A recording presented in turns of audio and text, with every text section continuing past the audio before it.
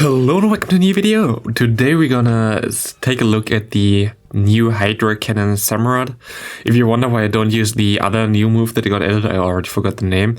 Not important at all, because the other move that they added for it was completely irrelevant. Please don't ever use that thing, like it's completely unnecessary if you have Hydra Cannon. Yeah, the other move has like a 30, it's basically like a Poison Fang, does 5 less damage, and has only a 50% chance to debuff your opponent. It's just completely garbage, especially if you have for 5 more energy Hydro Cannon, which does 55 more damage guaranteed. Like, literally don't use the other move that they have in there. Forgot the name for right now already, but it's just like not worth it. Totally not. Please use Mega Horn. Mega Horn gives you coverage against grass types and gives you coverage against psychic types, which is way better and way more important. Also better against dark types. Like, there's literally no reason to use the other move they added. Completely waste of their time, and I don't know why they even did that. So yeah, sadly, nothing really for that. But yeah, Hydro Cannon is really nice. In general, this Pokemon, it's actually pretty decent, I would say. Like, I don't think it's like as good as Empoleon or Swampert, but most likely the third best. Kinda ties in with a Blastoise, I think, in terms of usefulness. You can also use Waterfall as a quick move. That's up to you. For me, I thought Fury kinda would be a bit better. I hoped that I would get some more Deoxys defense in the lead, which I could like deal with that a bit better there. And get, in general, like, you generate energy very fast with Fury Cutter, but doesn't do a lot of damage, sadly. But I like one-turn moves anyway. And look at this game. I win with 1 HP in a Dream. You're also gonna see a bit of lag in the games, which is okay, which is usually the case when you play during a C-Day. I still had like Go Plus and stuff in the background on, so you're gonna see also like there's been some stops. Which is just like, yeah, I of course want to play the C-Day as well while I'm doing the battles. But yeah, it comes with the drawback there that you have to have some lag with that, which is always the case. Like, it's nothing that way you can do anything about it.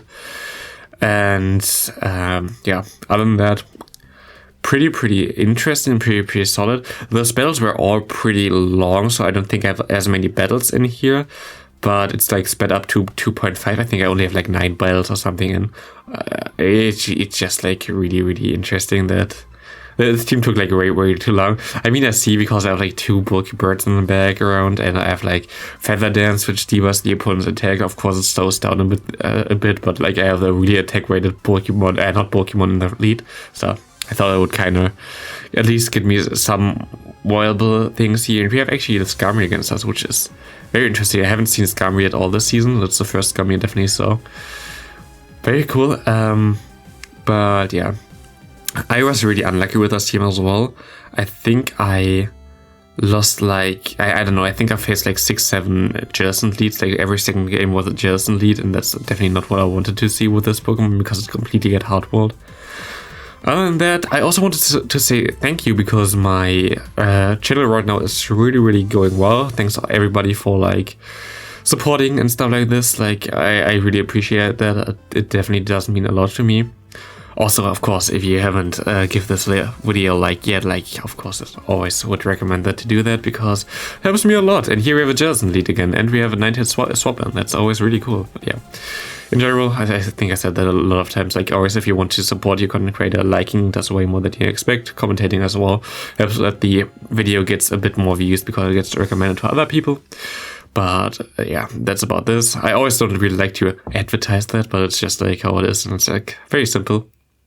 And yeah, we have of course 2 really bulky birds here in the back. I thought also like this team definitely did like make some sense in my opinion, because like the main reason why I built this team was we have of course the Samurott in the lead, which should be able to, oh, you saw the lag there, you saw the reconnection.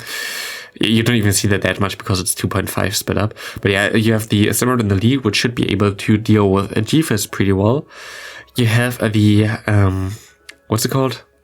Mandibus as a Say-Swap, which should be able to bait out the G-Fist while still winning the Zero Shield, actually, which is interesting. You're still going to win the Zero Shield with Mandibus against the G-Fist. There is nothing really the G-Fist can do. I think you lose every other shield scenario, but Zero Shields you should be able to win, especially if you have some energy advantage. And then you have the Pidgeot in the back to basically clean up the game when there is no G-Fist around anymore. Also, like 2 answers for Jellicent in the back, basically, which is not the best answers though. Still, like Pidgeot, I don't know. I thought Pidgeot was kind of underperforming there. It might be because of my AV spread or something. Maybe it got like somewhat damage against it. But I actually expected a bit more from Pidgeot. Pidgeot was not as good as I expected to be. Here we're gonna lose this game just barely. You see the time ticking down, but here's like Ice Beam sadly, and there's nothing really I can do there about that. Oh, this opponent.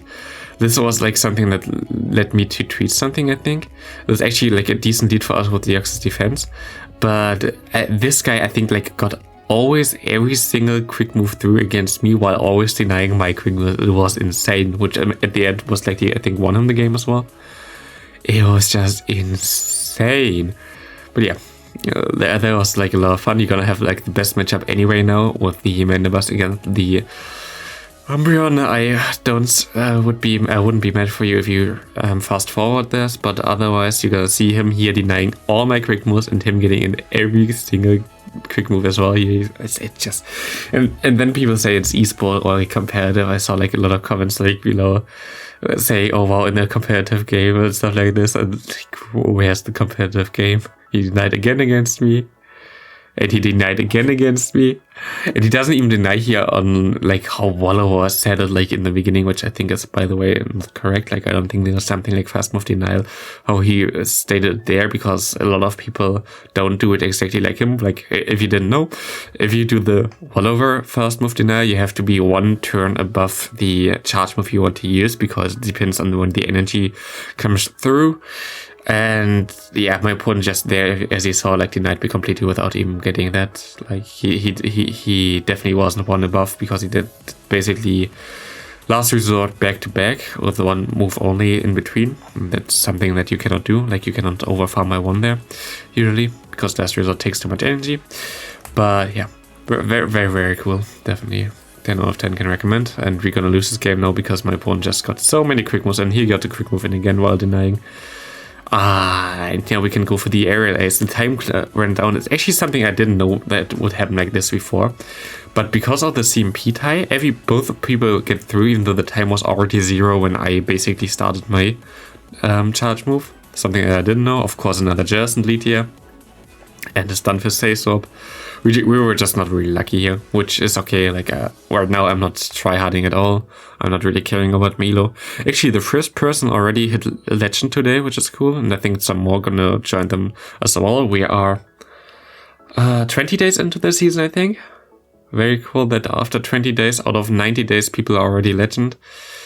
Like my opinion, I already say it like several times. I think that's kinda not the way, but it's okay. I still like that a lot of more people get to legend, have more chances now. That's not the thing that I think is like bad. He actually see me winning in the 0 shields, but he shields, so he won on the 1 shield for him.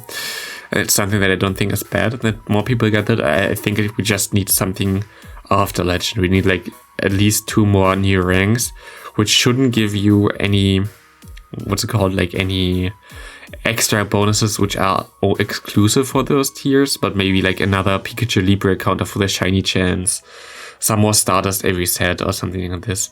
We kind of need that, to be honest, so people are actually interested to maybe get higher up, and it's like a bit worth it. Right now it's just like, yeah, cool, you hit legend after 20 days and then they basically can stop if you don't want to play anymore, and there's nothing really that you're gonna lose out with it. So yeah, I don't know.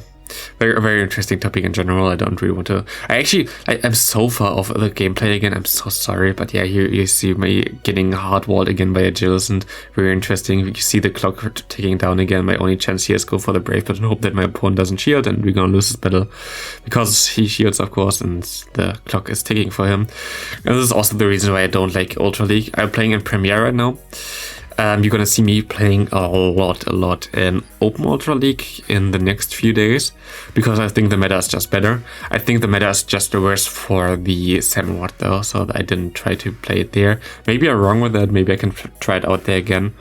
But I think, yeah, just the meta is a bit worse for Samurott in this thing, so I thought, okay, maybe here I can maybe get some more steel types, or like also even Politoed out, which I could KO with that thing, and especially like the Deoxys defense and stuff like this, where you have like the main psychic type in The open water league is Cresselia, which you don't really beat because Cresselia is Grass Knot, and most likely your Mega Horn does 2 damage because Cresselia is way too bulky.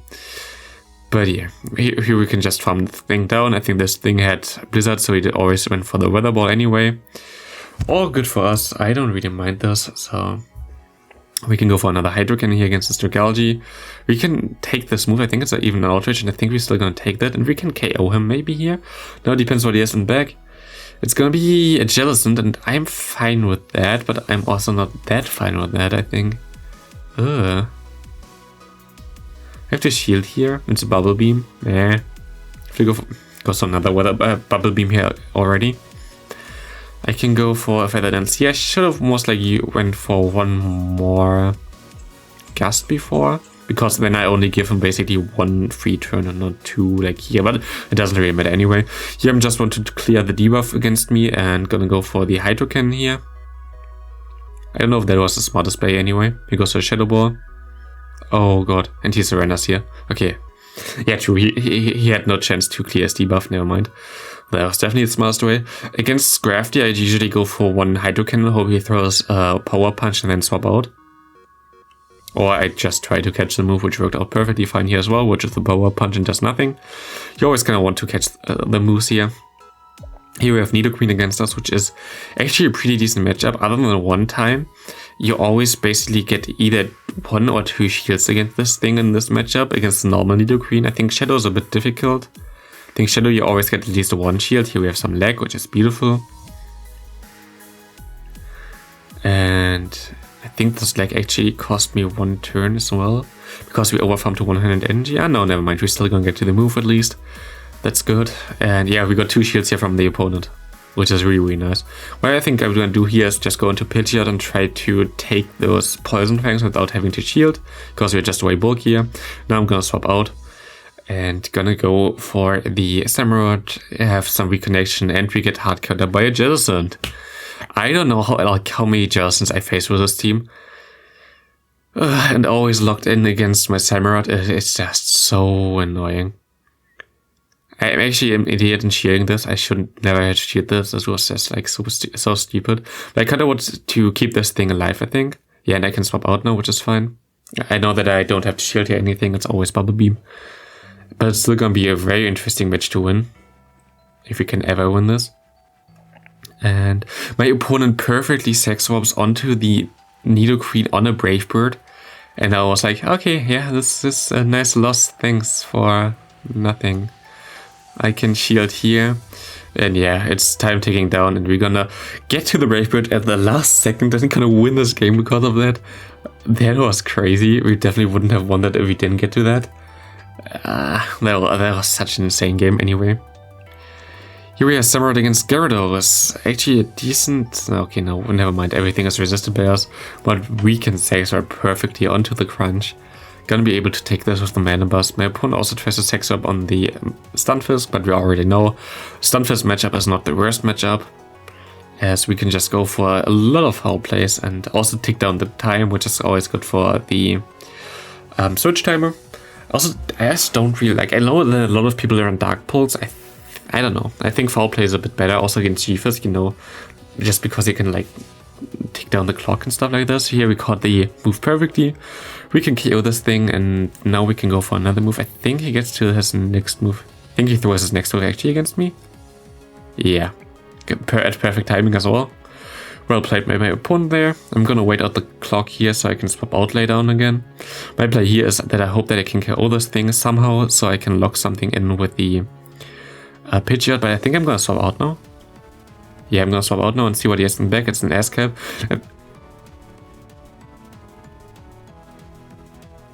But yeah, here we can just go for the Brave Bird.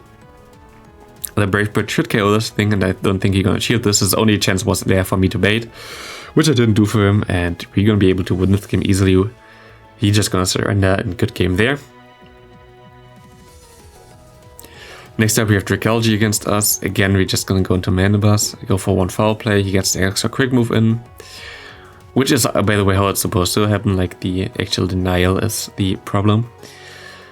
And yeah, here we have foul play. We can go for another foul play. And we're actually gonna get a shield against this X-Control, and I think I actually go for 2 shields against him. So I can Brave Bird something in the back was like my main idea there later on. Having no shields with the Brave Bird option with the Pidgeot on the back is always pretty cool. And you're gonna see me making like a big mistake at the end, I think. It's also the last game, so thanks all for watching if you're still here. If you're still here, like, say what's your favorite water type starter? For me, it's definitely Greninja. I'm hyped when this thing gets the Hydro Cannon. And I hope finally maybe a better quick move. Also, we have like form changes now in the in the game, and like which gonna get pushed soon. So we might even get Ash Greninja, which is really cool. I'm really hyped for that. And here my opponent actually gets to an Outrage, which I didn't expect him to get through. And we're gonna lose because he even had a Tangrowth on the deck, which we most likely would have been able to KO if we just went for a move like Feather Dance before. But we are idiots and we're gonna lose this game.